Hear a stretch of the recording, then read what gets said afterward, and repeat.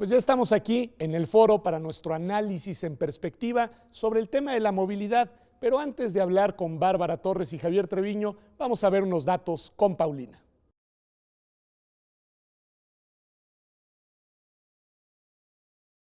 De acuerdo con el informe especial sobre el derecho a la movilidad en el Distrito Federal de la Comisión de Derechos Humanos del DF, la movilidad ha sido concebida como el número de desplazamientos que realizan las personas derivados del uso de suelo en un espacio determinado, asimilándola a la relación viajes persona-día, es decir, el conjunto de viajes que realiza una población en un lapso de 24 horas en un medio de transporte. En la revista digital universitaria, Sergio Padilla Galicia señaló que la calidad de vida en las ciudades está determinada, entre muchos otros factores, por la calidad del transporte público. El mal funcionamiento de los sistemas de transporte urbano genera problemas de congestión vehicular, accidentes y graves problemas de contaminación atmosférica. El gasto en transporte promedio es de 1.600 pesos mensuales por hogar, es decir, 12.4% de su ingreso. De acuerdo con la Encuesta Nacional de Ingresos y Gastos de los Hogares, 4 de cada 10 familias del país cuentan con un automóvil propio.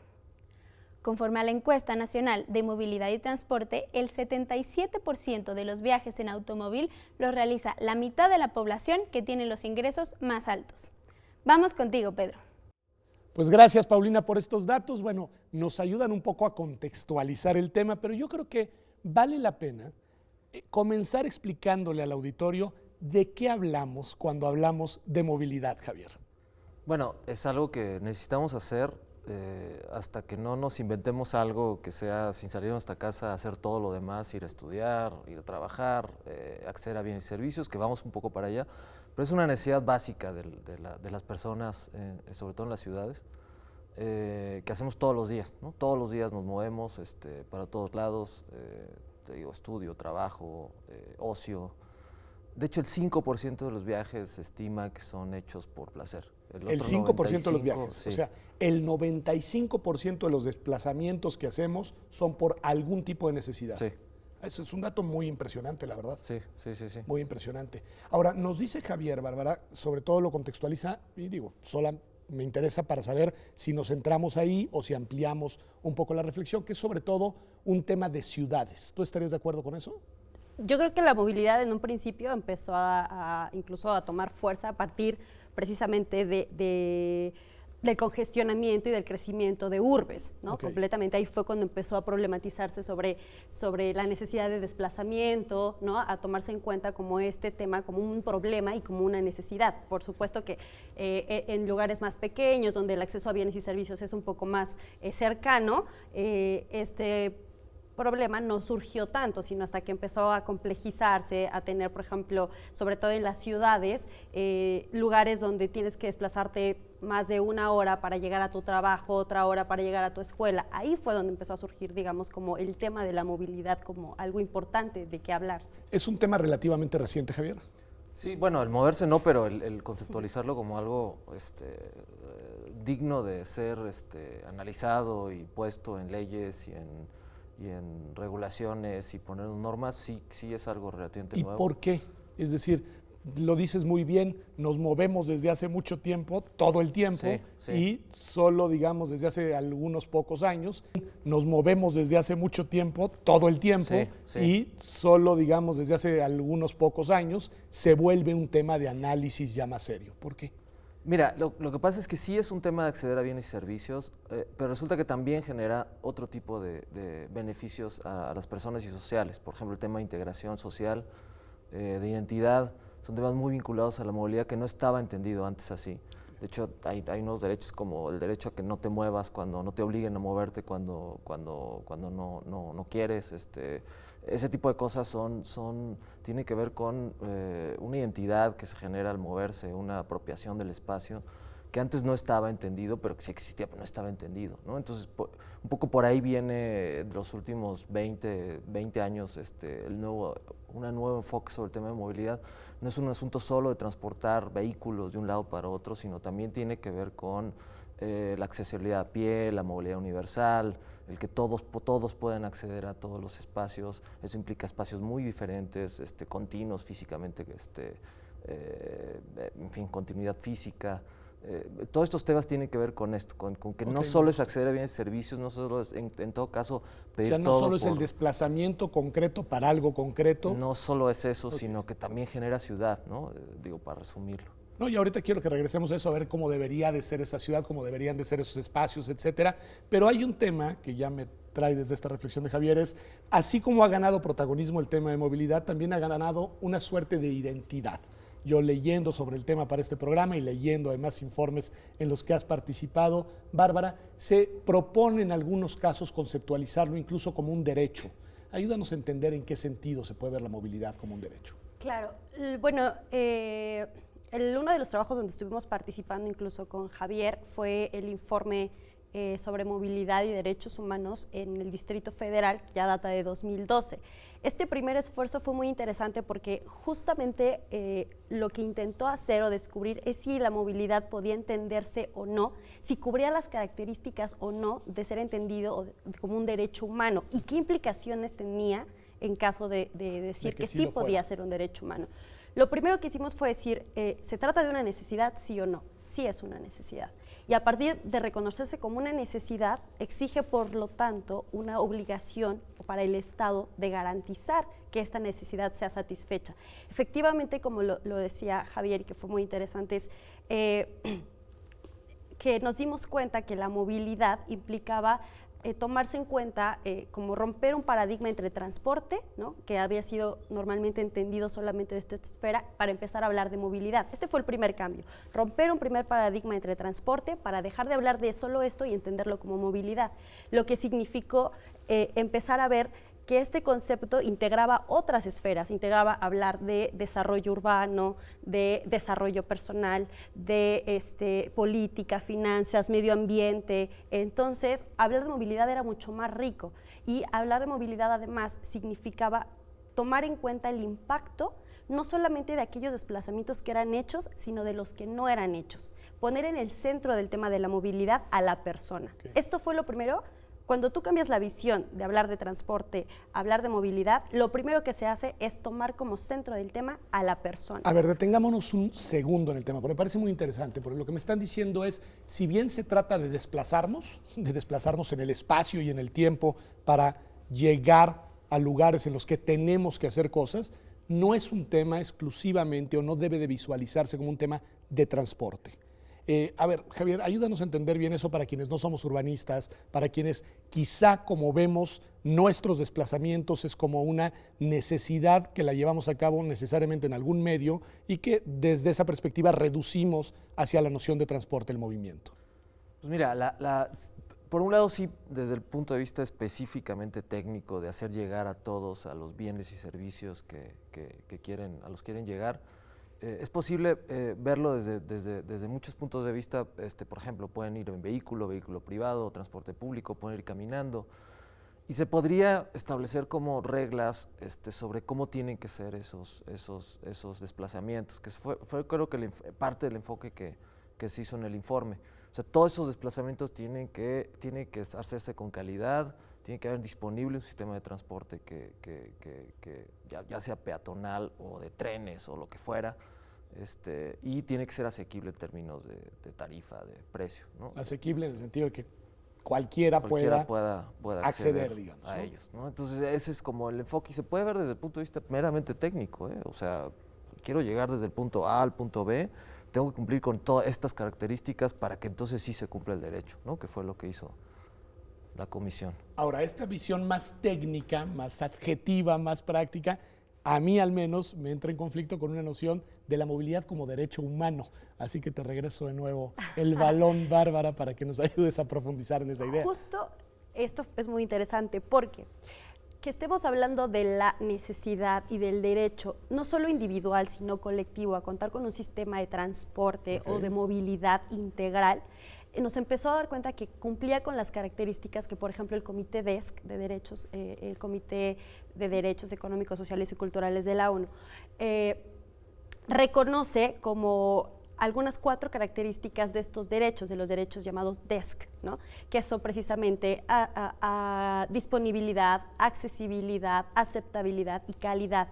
Y entonces nos preguntamos si el derecho a la movilidad o la movilidad debía tener estos cuatro ingredientes, digámoslo. Y sí, efectivamente, o sea, a partir de estos pequeños elementos de reconocimiento de derechos que tienen un impacto, digamos, mucho más colectivo, mucho más social, es que cuesta entenderlos incluso como un derecho personalísimo, sino incluso se reconoce a la movilidad como un derecho humano emergente, ¿no? O sea, apenas está dando como estos pequeños esfuerzos para ver si puede o no reconocerse en esos términos, porque siempre ha estado insertado incluso en temas de derecho a la ciudad, ¿no? Siempre...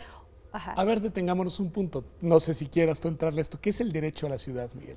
Porque Mira, yo he leído de eso, sí, he escuchado. No, a ver quién lo contesta. Y, pero, y sé que le pregunto al físico sobre el derecho a la ciudad, así que, pero a ver. Digo, por eso tengo más chance de decir barbaridad. A ver, adelante. Bueno, el tema es, imaginemos un futuro donde todo es accesible a través del Internet. Que puedas tomar tus cursos. Me puedo levantar en mi casa, Sí. me conecto a Internet y mi vida Sí. se empieza a llevar a cabo desde ahí. Ajá, incluso pueden inventar un robot que salga a hacer las cosas por ti y tú te quedes en tu casa, ¿no? Ok. O lo que fuera. Entonces llega todo a ti por compras por Internet, por trabajo, teletrabajo, educación a distancia. De hecho hay palabras que embonan y podrías no salir. Entonces, en ese sentido, por ejemplo, el número de desplazamientos se caería a, yo qué sé, 0. Y entonces la pregunta sería, ¿tiene sentido un derecho a la movilidad cuando no hay desplazamientos? Y entonces ahí es donde entra este tema, derecho a la ciudad o lo que fuera, que es, sí, claro que sí, porque aún así hay un derecho que está atrás de este derecho a desplazamientos técnicamente buenos, baratos, en fin, bien hechos. De todos modos hay un derecho a la ciudad o lo que fuera, derecho a acceder al entorno construido en el que vivimos, ¿no? Que es un derecho difuso, digo, habrá, todavía estamos como dice Bárbara, en proceso de definirlo, pero sí hay algo detrás y lo entendemos perfectamente viendo este futuro donde todos estamos en nuestras casas y aún así sentimos que tendría que haber un derecho a tener acceso a nuestro entorno, ¿no? A los parques, a las plazas, quizá este 5% de desplazamientos placenteros. Exacto, se dispare al 80% y aún así y eso implica un cierto derecho porque entendemos o suponemos que en ese futuro vamos a tener esa necesidad de salir a la calle a encontrarnos con otros. Ok, bueno, más o menos voy dándole pistas, pero regreso con Bárbara sobre el mismo punto. Cuando alguien reivindica y dice, yo tengo derecho a la ciudad, ¿qué está diciendo en concreto? Ya hay bastante que nos ya ha delineado Miguel, nos dice, tiene que haber algo fuera de nuestro recinto privado en el cual interactuamos con los demás. Pero en concreto ese algo, ¿cómo debe ser cuando se trata de una reivindicación en términos de derechos, Bárbara?